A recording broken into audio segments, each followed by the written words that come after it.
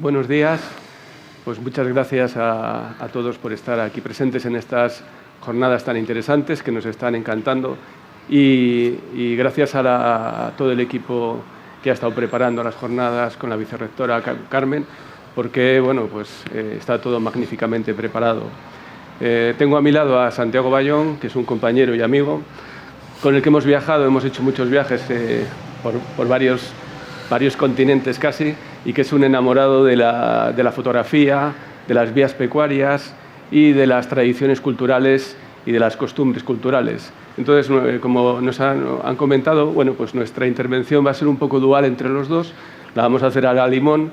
Yo voy a hablar en la primera parte de la parte de la Tierra como planeta, hablando del cambio climático, y Santiago va a hablar de las vías pecuarias como un patrimonio cultural que puede desaparecer o que está en vías de extinción y que viene a enlazar con las tradiciones culturales que va a haber en el siguiente tema, el del territorio. Entonces, sin más dilación, voy a levantarme y voy a comenzar con la explicación de nuestra ponencia de Empower Nature, el futuro de la Tierra.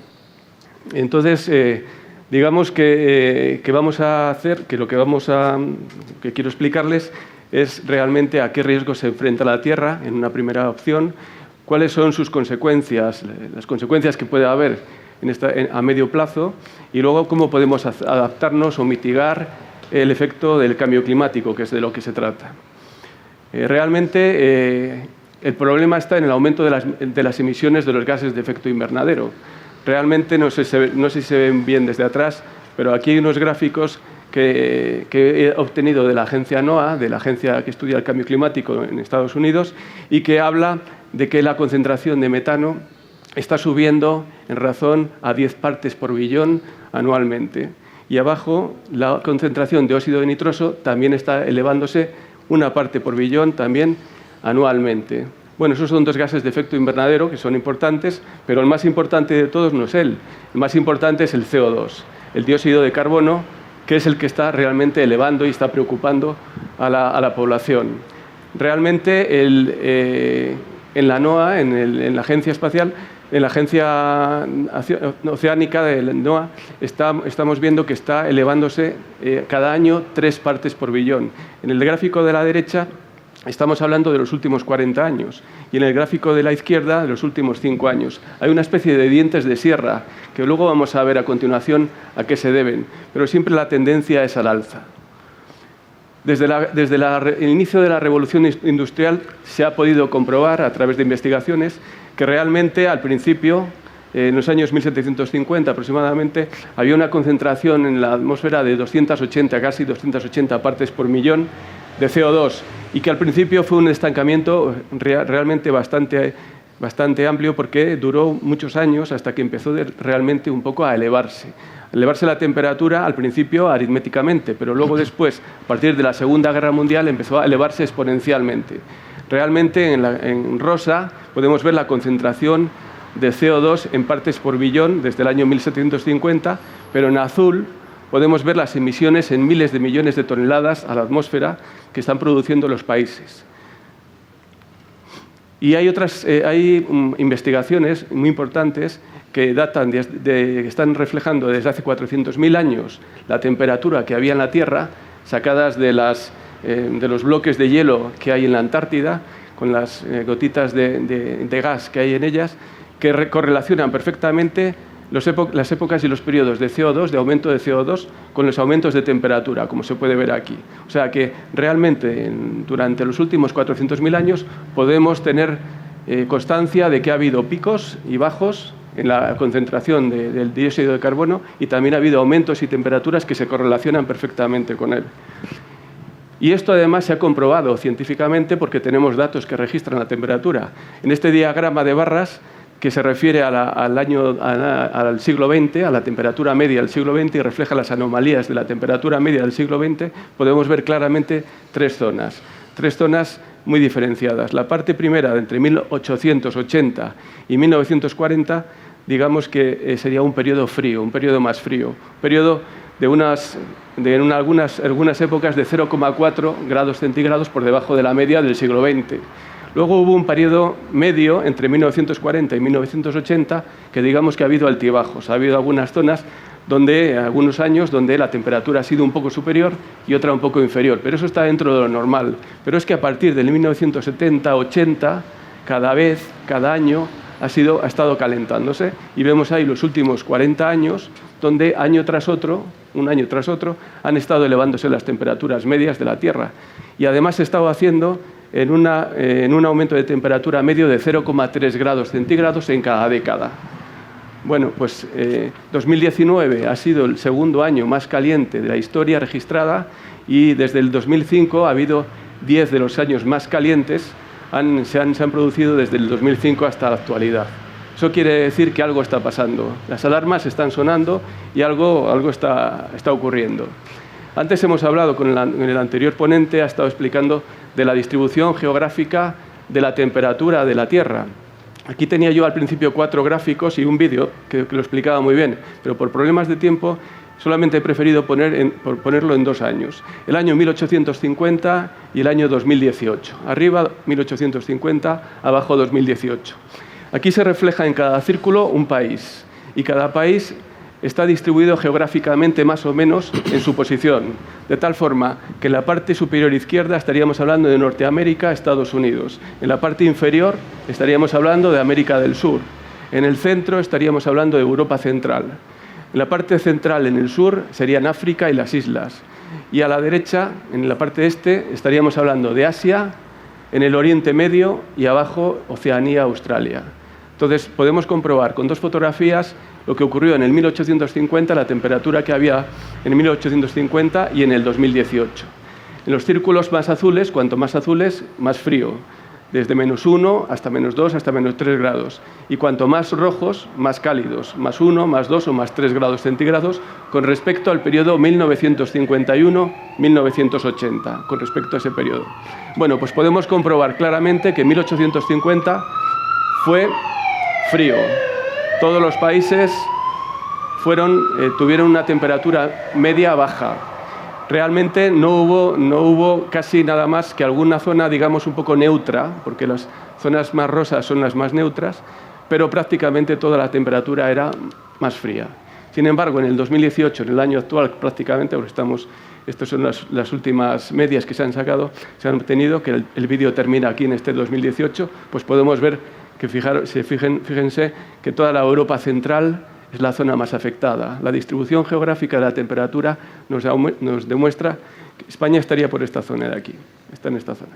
Bueno, pues la zona central es la zona más caliente. Europa es el continente más afectado, seguido también muy de cerca por el Oriente Medio, que sería esta zona de aquí, y por Asia, algunos países de Asia.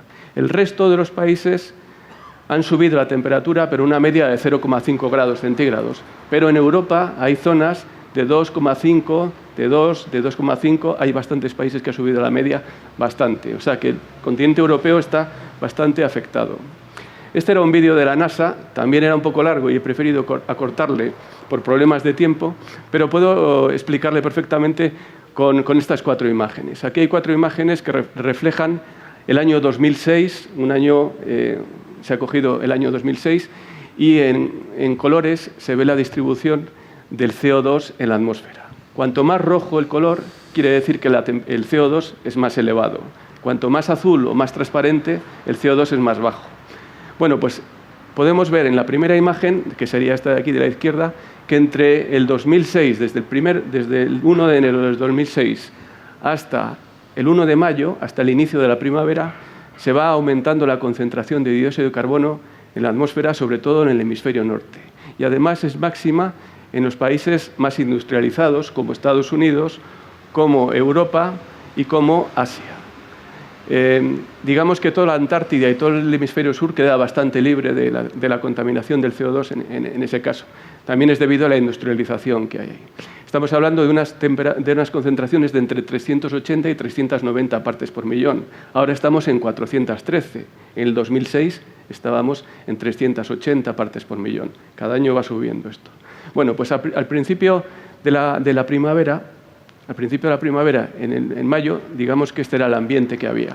Pero a partir de la fotosíntesis, del desarrollo de las plantas, del calentamiento del océano, las algas verde azuladas, las cianobacterias, las bacterias que hacen fotosíntesis, las plantas, los cultivos, empiezan a crecer y empieza a disminuir la concentración del gas de CO2.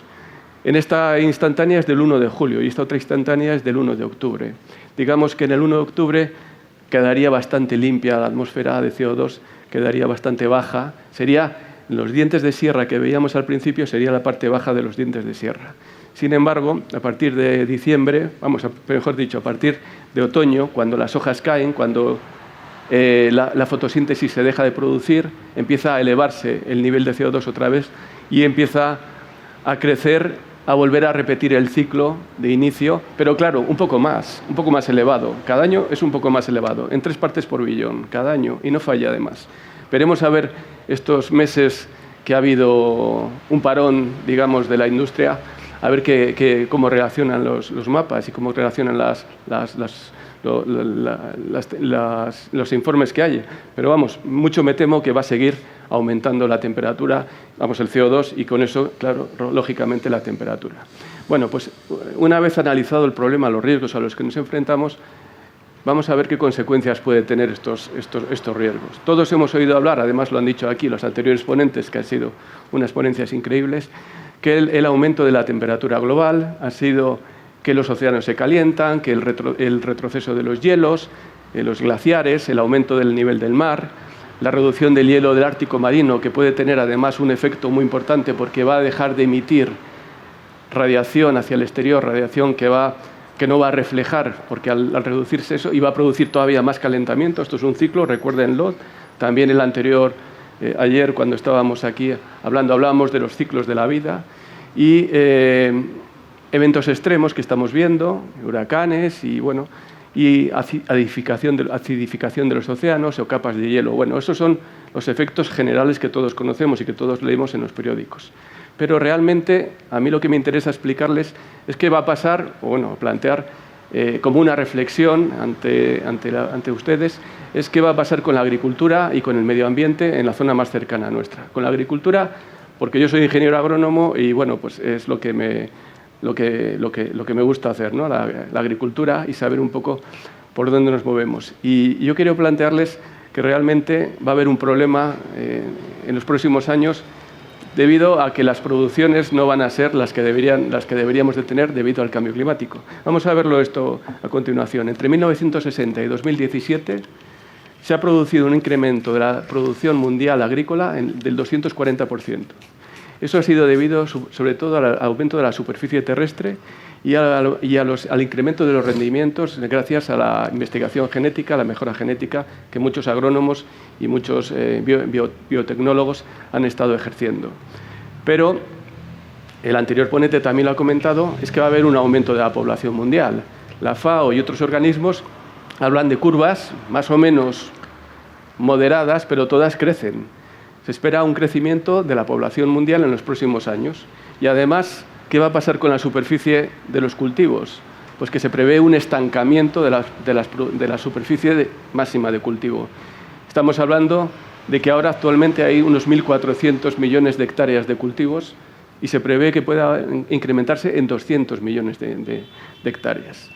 ¿Qué ha pasado hasta ahora con la producción mundial de alimentos? El gráfico de abajo nos refleja unas curvas para el maíz, para el trigo, para otros productos básicos de comida, de alimentos, y aquí en el de la derecha las perspectivas del consumo mundial. Bueno, pues hasta el 2027, que está hecha estas gráficas, puede ser que más o menos se hayan compensado las curvas de la oferta y la demanda. No ha habido demasiados problemas, nada más que puntuales en algunas épocas. Pero ¿qué va a pasar en el futuro? ¿Qué va a pasar dentro de 25, dentro de 50 años? Nadie lo sabe, porque estamos haciendo adivinaciones.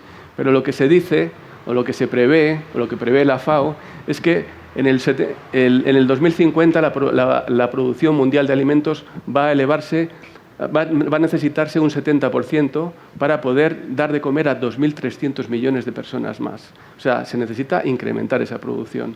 Realmente, si las temperaturas suben más de 2 grados centígrados, que van a subir porque la tendencia es de 0,3 grados centígrados cada década, va a haber problemas de contracción de la producción severos. Además, como hemos visto antes, solamente se va a producir un pequeño, ligero incremento de la superficie cultivable. Hay algunos organismos que hablan de ese declive de crecimiento de entre un 10 y un 25% mundialmente. También va a haber otro problema, el problema del agua, el problema del que los recursos del agua dulce se van en el 70% a la agricultura. Entonces, se está produciendo fenómenos de distribución de la pluviometría, que son unos fenómenos que están, digamos, provocando sequías, épocas de sequías, y está provocando épocas de lluvias torrenciales. La distribución es irregular. Bueno, va a haber problema con el agua porque hay unas distribuciones irregulares. ¿Y qué hay que hacer con eso? Pues hay que racionalizar ese uso. Tenemos que investigar, a partir de ahora, estos años, tenemos que dedicarnos a intentar investigar cómo racionalizar el uso del agua, sobre todo en la agricultura, porque la agricultura se lleva casi todo el agua dulce. También tenemos que mejorar en la eficiencia de los insumos, por ejemplo, con la agricultura de conservación, que es una agricultura respetuosa con el medio ambiente. También necesitamos incrementar esa productividad con investigación y con tecnología. Y tenemos que mejorar las variedades de desarrollo de los cultivos para poder elevar los rendimientos. También es muy importante que no se pierdan cuando almacenamos las cosechas, que no haya pérdidas por almacenamiento. Por casualidad, esta semana ha salido el récord de una producción de una parcela de regadío que ha salido en los periódicos en Nueva Zelanda, que ha sido de 17.400 kilos por hectárea en cultivo de trigo de regadío, que más o menos duplica la máxima de aquí, de la zona, más o menos. 17.400 kilos por hectárea son muchísimos kilos. Otro tema que también nos preocupa y que quería comentarles con ustedes es qué va a pasar en el medio ambiente, pero en nuestra zona, en la zona de Europa del arco mediterráneo. Bueno, a pesar de que pensemos que esto va a afectar más a los países del norte de Europa, por ejemplo, antes comentaban el tema de las plagas. En Europa se están haciendo estudios que hablan de que ahora va a nevar menos en el norte de Europa y va a haber más lluvia. Y como va a haber más lluvia, va a haber más plagas. Bueno, pues eso es un tema que lo están estudiando y que lo están trabajando los holandeses y los países nórdicos. Pero nosotros tenemos un problema de lo contrario, de la desertificación. En Europa se está produciendo, o tenemos muchos riesgos de que se produzca la desertificación del arco mediterráneo. Y los países más vulnerables, en rojo, están en este gráfico. Serían España, sería Italia y sería Grecia. España es el que tiene más rojo. Es el país que tiene más vulnerabilidad al cambio climático, precisamente por el efecto de la desertificación. Si comparamos el mapa del índice de aridez, que sería el de la izquierda, con el mapa de los riesgos de desertificación, que sería el de la derecha, vemos que España tiene 2/3 de su superficie en riesgos graves de desertificación, porque es muy árida y tiene unas distribuciones de lluvia muy irregulares. Realmente es un problema en que estamos a la cabeza de Europa y a nivel mundial somos de los primeros países del mundo que tenemos el Sáhara que está entrando en España, y el que entre el desierto en España, aparte de que nos vamos a cocer, va a haber un calentamiento y nos vamos a... el problema es que la tierra queda infértil, es que esa tierra no produce. Entonces, bueno, pues si entra el desierto en España vamos a tener un grave problema con las tierras y tenemos que detenerlo, ¿no? Pero bueno, vamos a ver, todo esto se puede solucionar, podemos intentar solucionarlo, pero bueno, hay que ir viéndolo. Como el hombre es una persona que siempre es un ser que está siempre buscando soluciones, pues hay algunas compañías, algunas industrias que han desarrollado máquinas que son capaces de absorber el CO2 de la atmósfera para producir pues un producto útil, transformarlo en un producto útil. Pero las plantas lo pueden hacer perfectamente. Las plantas llevan con nosotros, conviviendo con nosotros toda la vida. Y son unas capturadoras de CO2 impresionantes. Un bosque una hectárea de bosque puede absorber entre 2,5 y 20 toneladas de CO2 por hectárea y año. Tenemos aproximadamente en el mundo 2.800 millones de hectáreas de bosques y tenemos 1.400 millones de hectáreas de cultivos en el mundo, como hemos visto antes. Podríamos pensar que a lo mejor la solución estaría en el lado de las plantas, aunque también puede haber un acompañamiento en el lado de las máquinas, de la industria. Y ahora voy a pasar a la tercera fase, la tercera parte de mi intervención, que es los proyectos europeos en los que hemos trabajado con la Universidad de Valladolid y con países europeos en el programa LIFE de Europa, y que intentan dar respuesta a estas reflexiones que hemos planteado ahora al inicio. Realmente voy a explicarles dos proyectos brevemente, que serían Desiertos Verdes y Operación CO2. El primero de ellos, en esta fotografía se puede ver a Peter Hoff, que es el ponente que no ha podido asistir también aquí hoy y que voy a explicar a continuación. Green Deserts, como su nombre indica, es los desiertos verdes. La verdad es que era un poco utópico porque era plantar árboles en el desierto. Realmente no teníamos que irnos muy lejos, el desierto estaba cerca de aquí, teníamos que irnos a países muy lejanos. Peter fue el inventor de una caja que denominó Waterbox, o caja de agua. En principio sería esta caja redonda, de este color amarillo, que es una especie de balde, una especie de caja hueca en el interior, una especie de donus, si queremos, que en su interior tiene una capacidad para almacenar agua.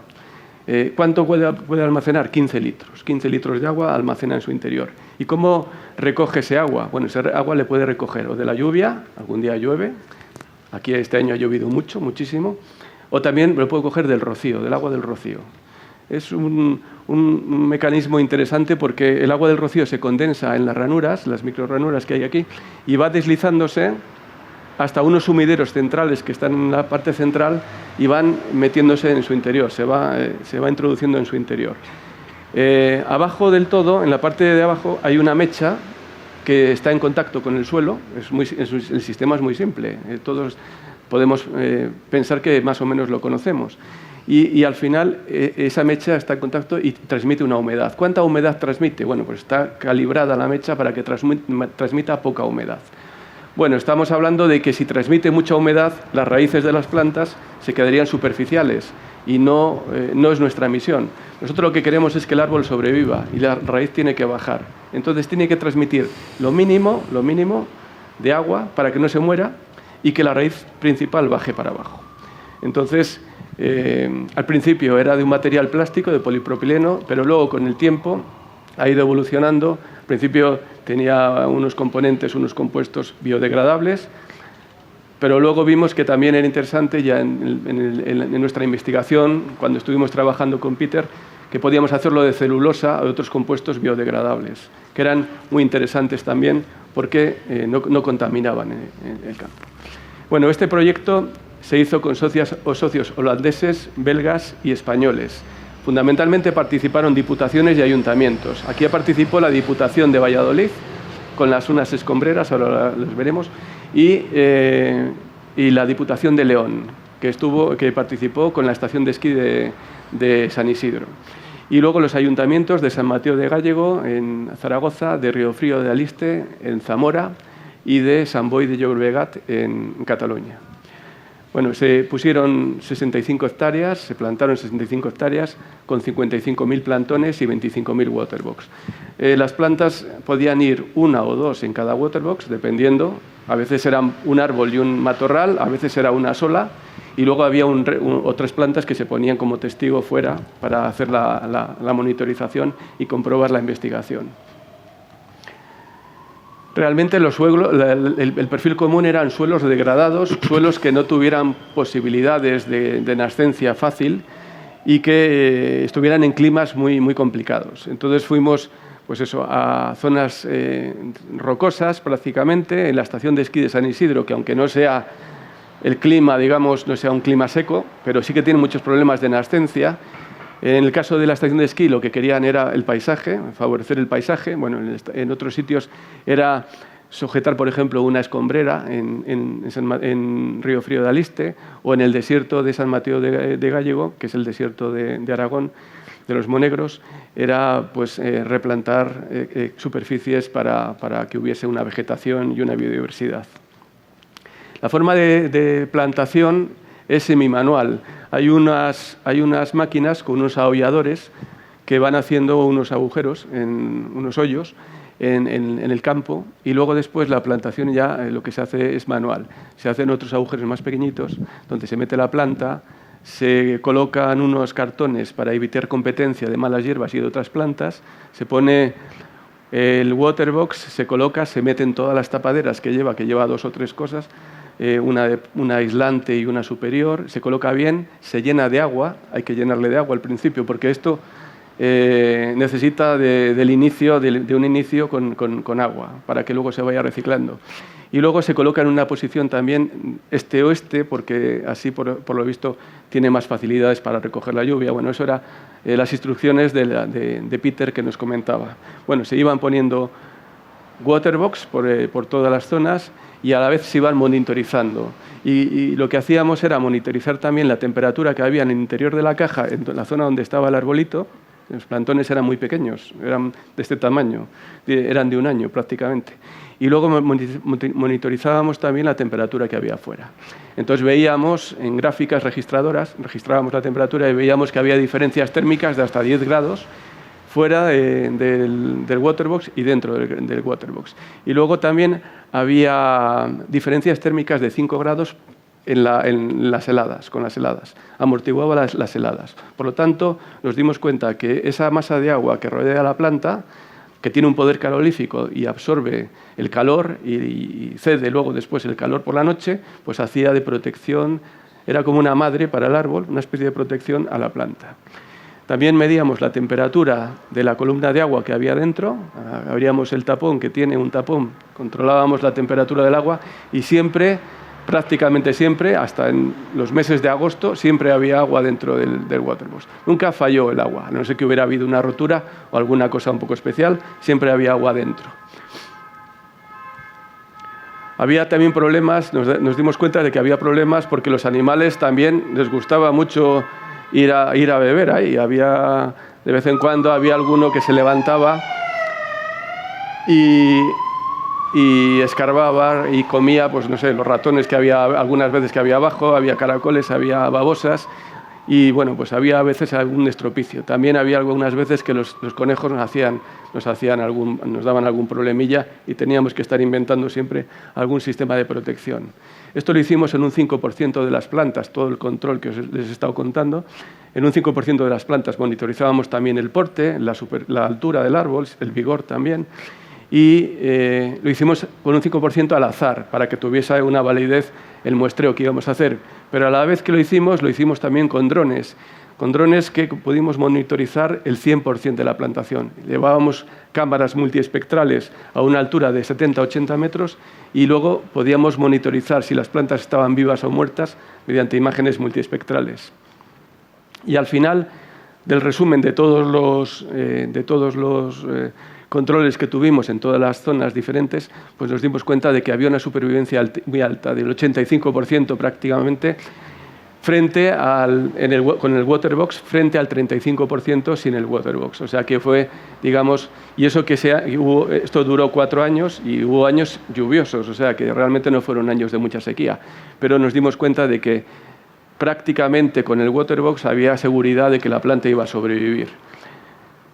Luego también, bueno, pues que había que tener, bueno, pues controles, había que intentar que fuesen de celulosa los waterbox porque los que son de plástico se pueden reutilizar, pero el reutilizarles es costoso porque hay que ir allí a las plantaciones y quitarlas. Entonces eso es un problema porque cuando estamos hablando de 50.000 plantas, pues eso vale mucho dinero. Entonces, en ese caso, pues lo más interesante era dejarlos allí y entonces que fuesen, por ejemplo, de celulosa. Lo que pasa es que los de celulosa no son iguales, no tienen la misma...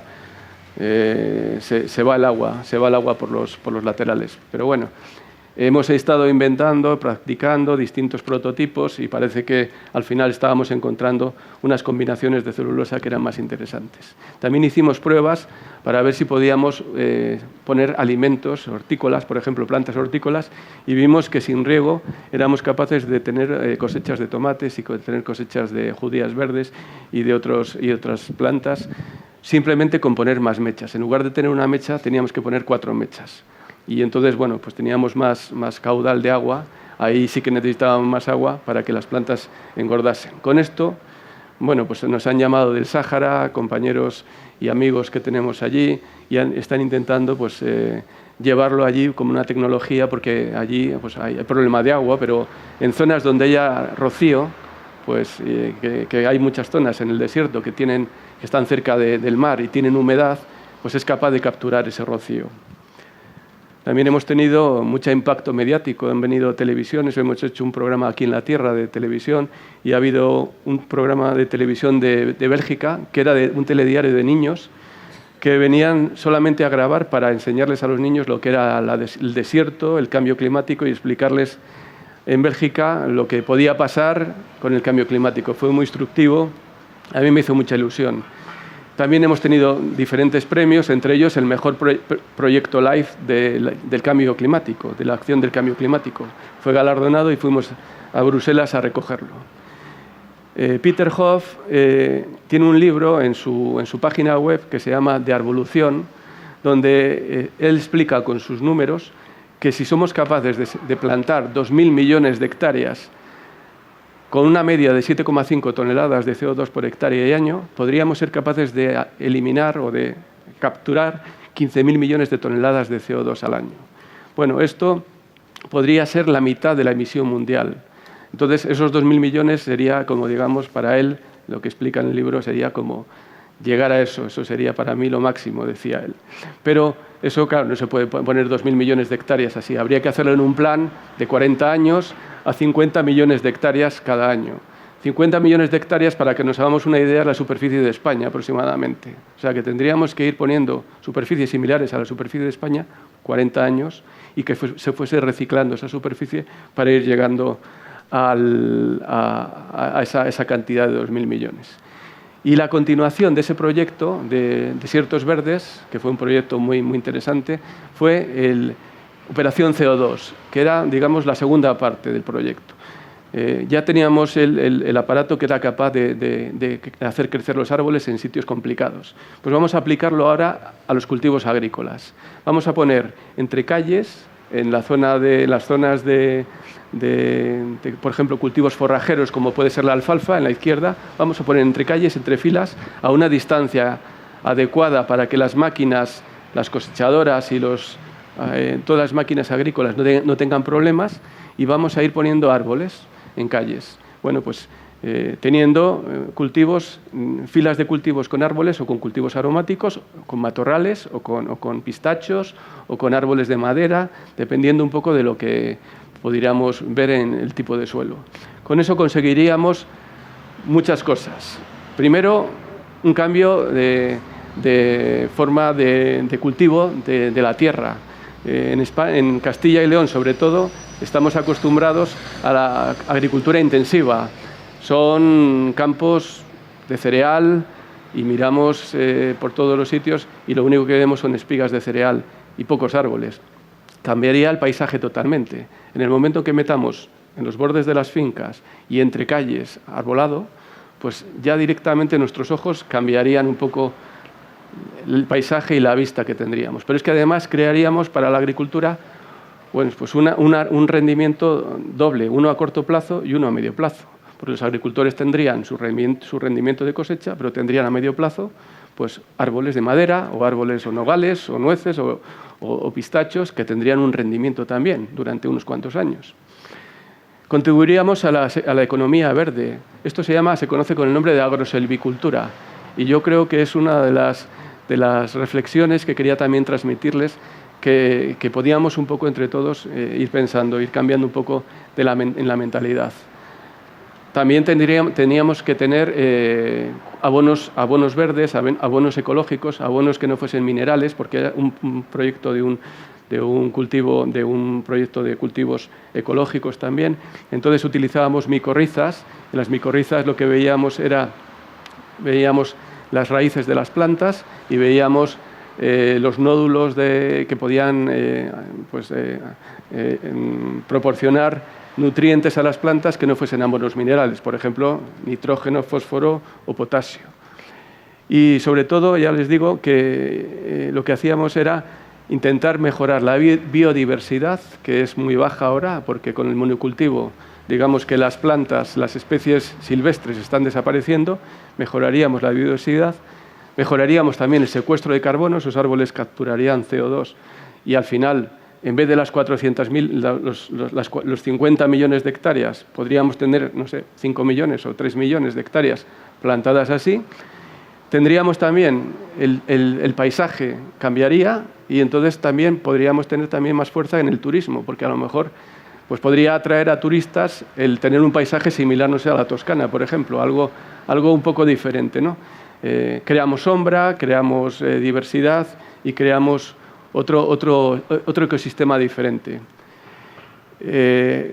Seguiríamos con nuestros estudios para capturar el CO2. Habría que hacer muchos estudios para saber si realmente las plantas, los matorrales, capturan cuánto CO2, cuánto más o menos. Tendríamos que hacer nuestras cuentas y que eso se certificase de alguna forma por algún organismo independiente para que tengamos un certificado de que somos capturadores de los bonos del CO2 y entrar en los mercados internacionales. Y simplemente ya con esta diapositiva termino, pues esto lo que nos implica es un cambio de mentalidad. Yo me conformo solamente con que reflexionemos sobre el tema, como que le demos una vuelta, que pensemos que el futuro está en nuestras manos, que hemos recibido un planeta con una herencia que la hemos recibido y que tenemos que transmitirla a nuestros hijos, a nuestros seguidores con lo mejor que podamos, de una manera lo mejor que podamos, y que podemos hacerlo, cada uno de su forma. A lo mejor solamente se puede hacer hablándolo simplemente, pero no que nos pase como con el coronavirus, como veíamos antes, que va a venir, que puede venir, que a lo mejor viene el coronavirus, pero al final vino el coronavirus. Estamos viendo que el planeta Tierra está cambiando y que va evolucionando y va calentándose el planeta. Tenemos que hacer algo para ir parándolo, pero no lo podemos hacer ahora, tenemos que ir poco a poco haciéndolo y tenemos que empezar ya. Y esa era la reflexión que quería transmitirles. Y ahora voy a dar a Santiago Bayón la palabra con su ponencia, que es de la tradición y de la cultura. Gracias.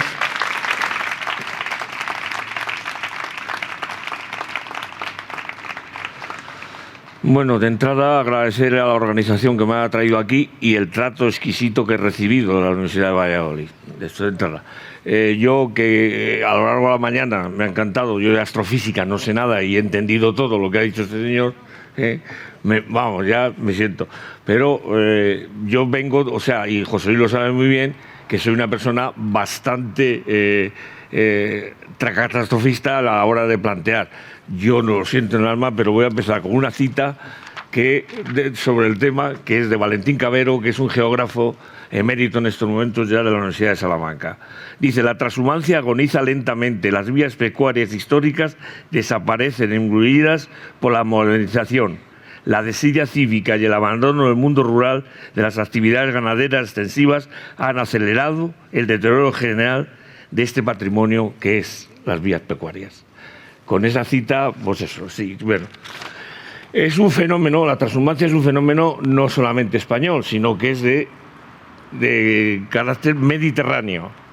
Ese es el mapa de las vías pecuarias que existen en Europa. Y también entra, aunque sea Atlántico o Portugal.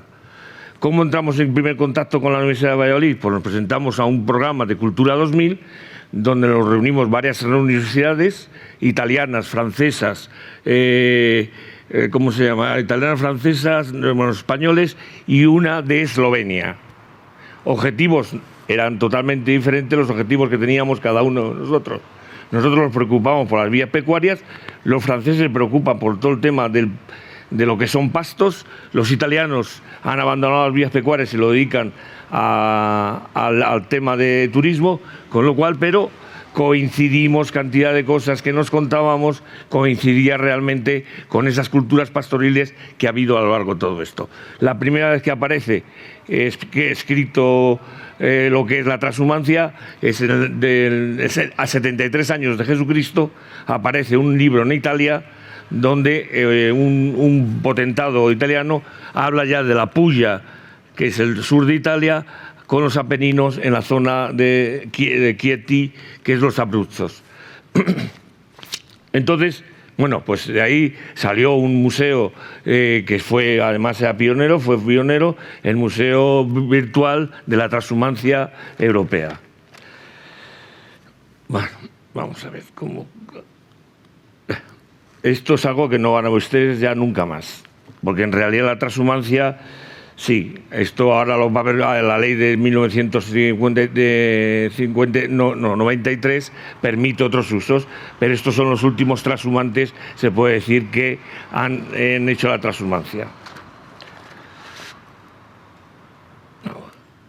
Esto sería el mapa de España visto desde vía satélite de lo que son las cañadas reales.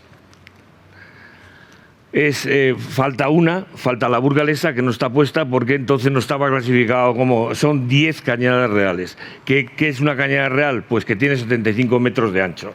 Pero en Italia, por ejemplo, el Trasturo, que es lo semejante a lo nuestro, es 110 metros de anchura.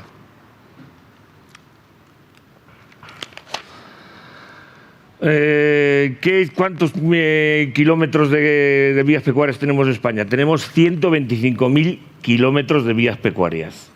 ¿Qué equivale eso? 3 vueltas al mundo. ¿Qué equivale eso? Pues las hectáreas que ocupan las vías pecuarias sería como toda la provincia de Pontevedra. Estamos hablando de 450.000 hectáreas. ¿Quién es la comunidad autónoma que tiene más vías pecuarias? Andalucía. ¿Quién es la segunda? Castilla y León. Y aquí en Castilla y León estamos hablando de 30.000 kilómetros. ¿Cómo están? Mejor no comentarlo. Porque el tema, la transhumancia para movimiento de ganado necesita unas ciertas infraestructuras, como es beber agua y comer, simplemente. Entonces, si las comunidades autónomas no lo ponen, pues hay un problema gordo. Después, como cada uno, el tema de las comunidades autónomas tiene vamos a ver, han hecho reglamentos, exceptuando Castilla y León, que no tiene el reglamento para aplicación de la ley, entonces hay ciertos problemas que se tocan entre ellos.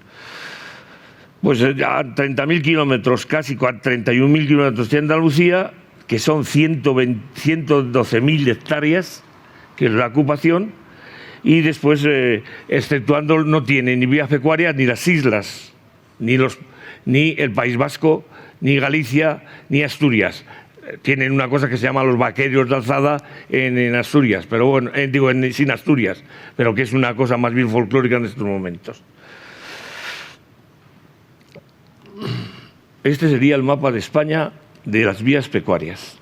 Como ven, en la parte norte del país, Galicia, Asturias, País Vasco, Navarra sí que tiene, pero tiene... Y el resto nada, con lo cual esta es la ocupación de esto. Vamos a ver.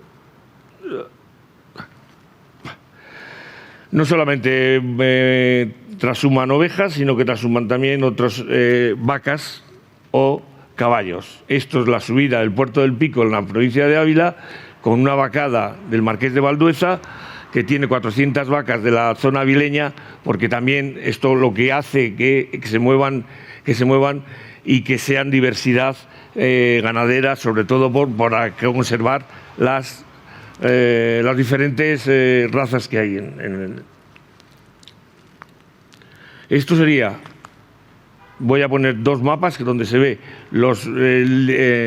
estos son los espacios naturales protegidos con referencia a las cañadas reales, solamente. Donde se ve que atraviesan España.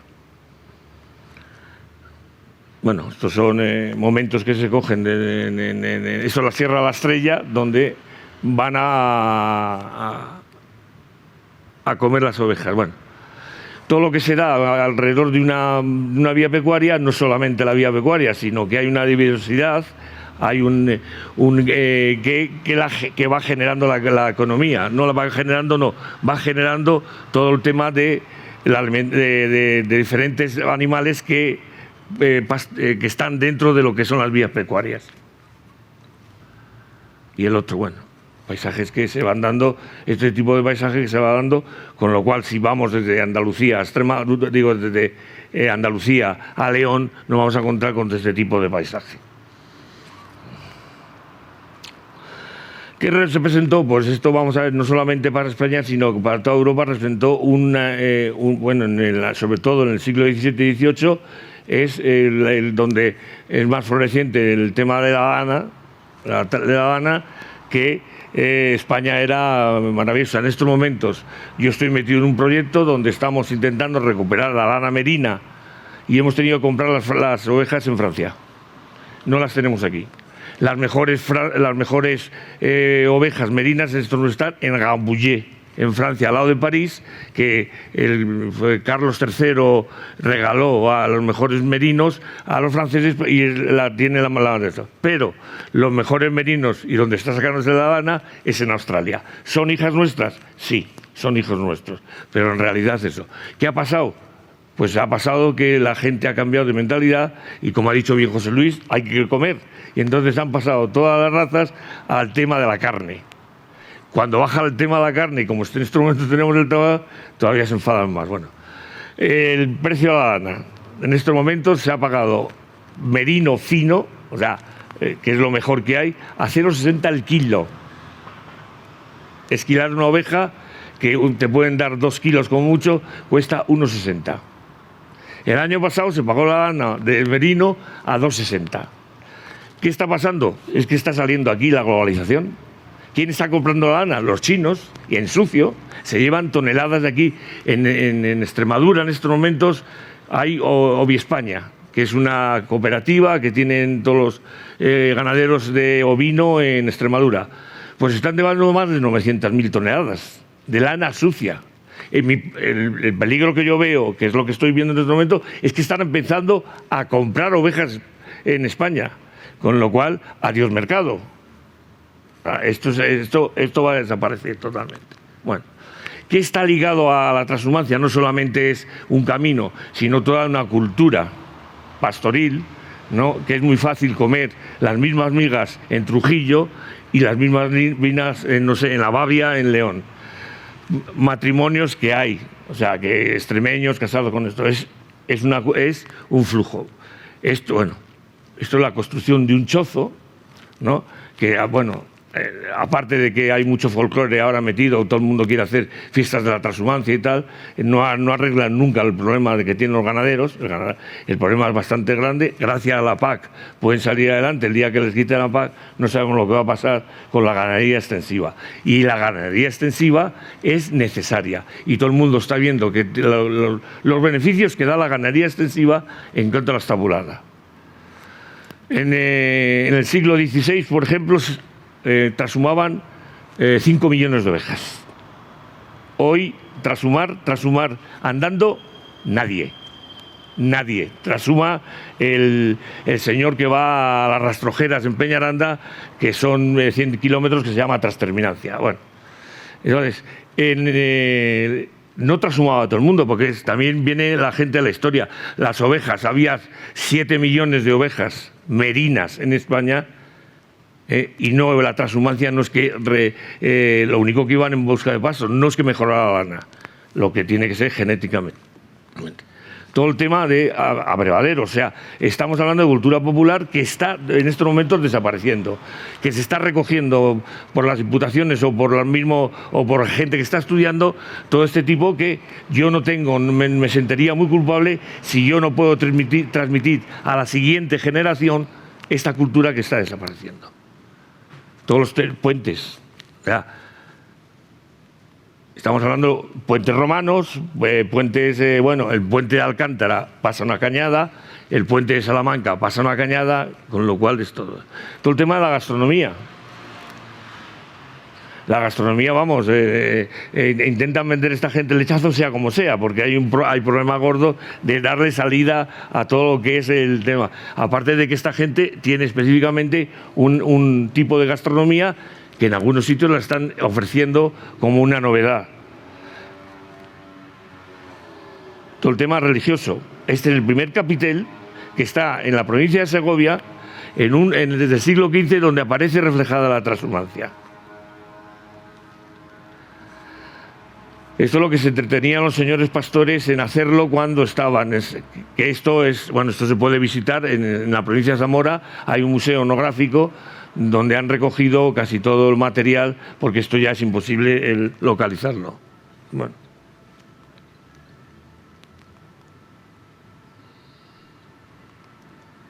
Tortomo del folclore, las pastoradas, el pastor era muy religioso normalmente.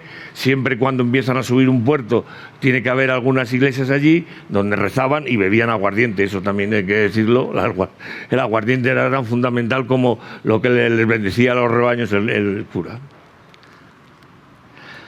Y después, o sea, esta gente ya, estos son pastores, pero que son franceses, pero bueno, son trashumantes. ¿Y qué pasa con esta gente? Pues no hay relevo generacional. Ese es el problema gordo. Yo me acuerdo que estuve participando en la creación de una escuela de pastores en Aragón. Tuvimos un problema muy gordo, ya aprobado por la comunidad autónoma, que no había alumnos. Se tuvo que recurrir a Marruecos para traer a los alumnos. Además, la gente de los países árabes son medio nómadas y saben manejar muy bien el rebaño. Yo la equivalencia que se les ponía, estoy hablando del año 90, era, se le daba al pastor 100.000 pesetas, la casa y la comida. Bueno, pues en España no quería ser nadie.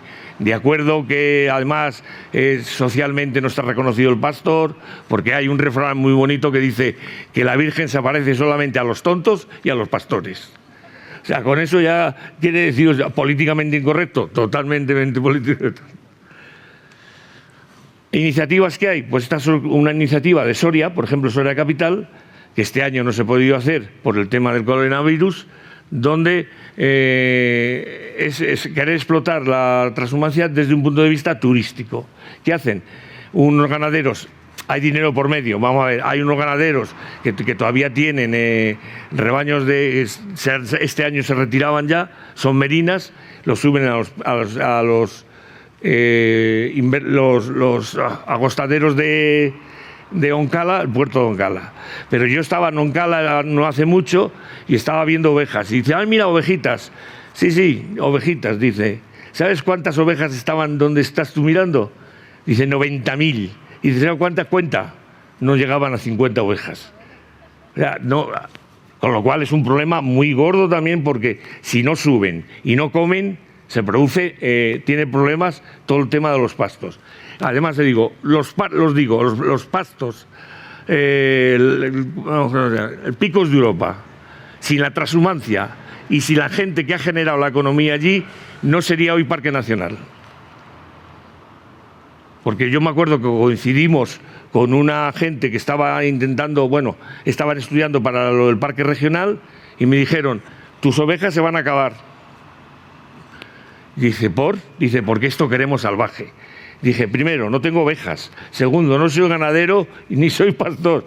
Y digo, con la flor que tú te flipas, chaval, la traía las ovejas en las patas. Con lo cual, mira, a ver el endemismo de dónde viene. Todo el comercio de la lana. Bueno, el comercio de la lana, como siempre, la plusvalía siempre se la han llevado los otros. Nosotros, esto era el consulado de Burgos, donde se gestionaba todo el llevar la lana de los puertos de Bilbao, Laredo y Santander, que era donde salía toda la lana de España. Entonces, esto lo controlaban ellos todo y venía, pues esto lo fundan los Reyes Católicos. Porque en realidad, o sea, ¿cuándo más dinero puede sacar España del tema de la lana? Pues lo sacan en el 16, 17, 18. Porque el gobierno de Carlos III automáticamente disuelve la Mesta, que la Mesta era la que controlaba todo el tema de la lana y de los rebaños. Que al principio, ¿qué era la Mesta? La Mesta era una organización fundada en el Fuero Juzgo, ya aparece como organización, y termina con las Cortes de Cádiz, que lo abole el gobierno de Carlos ilustrado de Carlos III.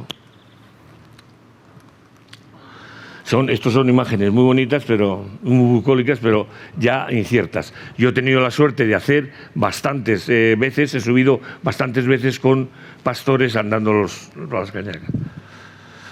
Esto es un menú, que vaya cortando, vale, sí.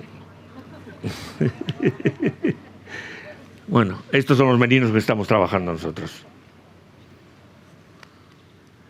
Y esto, bueno, hay un problema que en la comunidad autónoma nosotros tenemos cantidad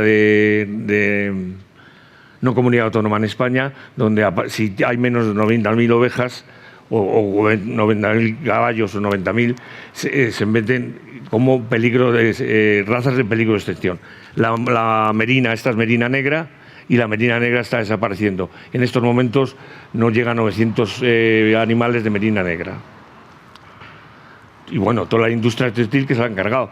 Yo, a lo mejor suena muy fuerte, yo casi volvería a políticas económicas autárquicas, de hacer cosas. ¿Por qué yo tengo que las mascarillas comprárselas a China? ¿Por qué yo no puedo hacer yo aquí y llevarse ellos la lana y me traen a mí el producto? Esto sería la imagen. Estos son trashumantes auténticos, ya no suben, estos también en Soria. Y todos los paisajes ligados al tema de la transhumancia, voy a pasarlos rápidamente, porque si no, me dan ustedes y no comemos. Bueno, que esto es casi todo es Castilla y León.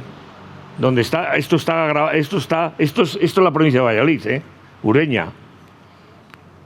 Donde ven los caminos, esos son caminos, vías pecuarias. Sanabria, donde hay unos que se llaman los churreros de Aliste que subían allí. La provincia de Zamora, donde terminan las ovejas, esto es la provincia de León. Puerto Ventana, esto es donde está, va al lado de Asturias, o sea, pero es Castilla y León. Torrestío, barrio. Ahí se tiene perfectamente hasta la Cañada Real de la Plata a su paso por la provincia de Salamanca. Sacado desde arriba, donde se ve perfectamente la zanja que ocupa la Cañada Real. Esta es la peor de todas, La que más deteriorada de toda España, la de La Plata. ¿Por qué? Porque hacen un tren que iba de Mérida a Astorga, con lo cual se acabó para la transhumancia. Porque además es que es normal, son 28 días. 28 días desde una punta a la otra. En este momento la gente está transhumando lo que es la suma, coge un camión en Trujillo a las 8 de la mañana y a las 2 de la tarde están comiendo en los puertos de León. Bueno, aquí ya hay un litigio siempre ganaderos, agricultores y ganaderos. Aquí se han comido ya la vía pecuaria y las ovejas no lo entienden, pero bueno. Estas cosas ya no se ven.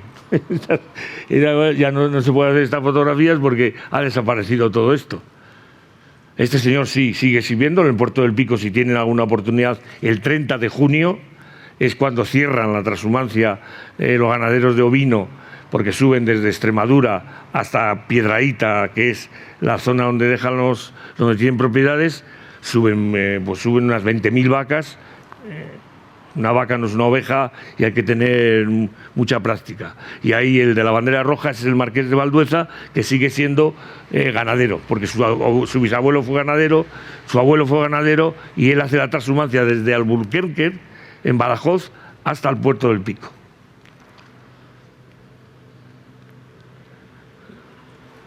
Esto es el Valle de Amblés, donde atraviesa las Cañadas Reales. Esta es la infraestructura que falta y que se quejan los ganaderos.